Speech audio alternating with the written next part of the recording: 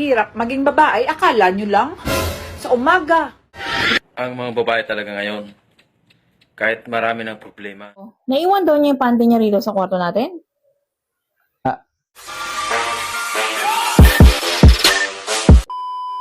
Huy, kamusta takbo ng buhay mo? Anong takbo?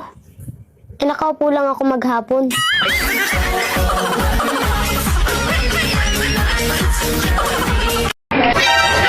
Ang mga babae talaga ngayon, kahit marami ng problema, maaliwalas pa rin ang kanilang pagmumuka. Wow! Salamat! Sa filter. Ay, ang galing! Nakatapos lang kumain, nakaupo na naman. Ano naman? Hindi mo ba alam sa ginagawa mo yan, pwede kang magkabukol? Bukol? Kumain lang, magkakabukol? Kalukuhan. Ayaw mo maniwala. Hindi ako maniniwala. Ayan, may bukol ka na. Hugas ka na kinainan mo. Ayaw mo maniwala. Anak ka ng pu. Anak ka ng pu. Hoy, Dad. Ay, May nag-text sa'yo. Naiwan daw niya yung panty niya rito sa kwarto natin? Oo. Si Lando eh. Lando pangalan eh. Bakit? Panty ang hinahanap. Lalaki ba to? hindi, si Lando yan yung yung Ano? kaibigan ko nag-abroad baka.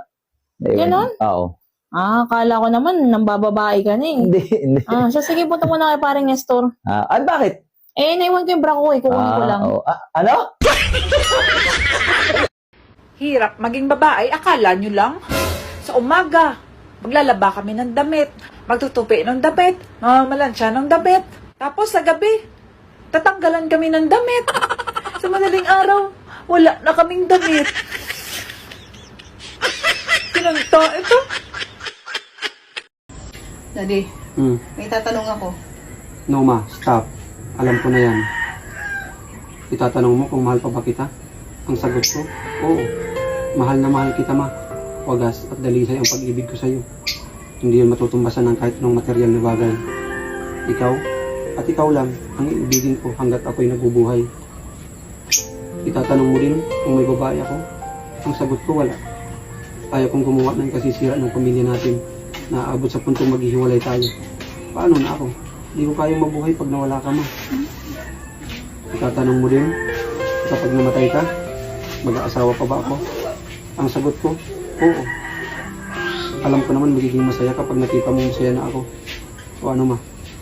Nasagot ko ba yung mga tanong mo? Hindi!